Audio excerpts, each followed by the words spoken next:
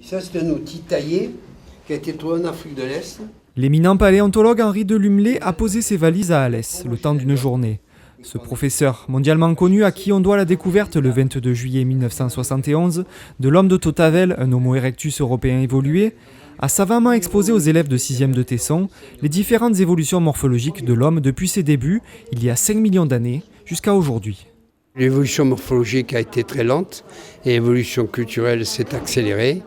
Et on peut dire qu'il y a 5 millions d'années, pour la première fois dans l'histoire de l'univers et de la vie, il y a des primates qui marchent debout.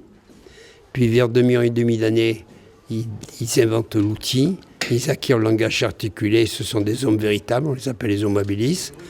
Vers 1,6 million ans, on passe aux Homo erectus, qui émergent depuis les Homo habilis, qui deviennent des peuples chasseurs, qui inventent les bifaces. Vers 400 000 ans, ils domestiquent le feu. Vers 100 000 ans, pour la première fois, les hommes néandertals enterrent leurs morts. Et enfin, à partir de 30 000 ans, les hommes modernes, les Homo sapiens, inventent la parure, l'art pariétal, l'art mobilier et même la musique. Et dans cette région, vous avez un des plus beaux sanctuaires de l'art paléolithique, c'est la grotte Chauvet à Vallon-Pont-d'Arc. Accompagné de son épouse et d'une copie du crâne de l'homme de Tautavel, le professeur s'est ensuite livré au jeu des questions-réponses avec les collégiens, visiblement très impliqués. Les pierres, les silex, vous les avez trouvés en creusant ou... Ah ben oui, en fouillant. Dans votre métier. C'est une aventure extraordinaire de reconstituer la vie des hommes préhistoriques.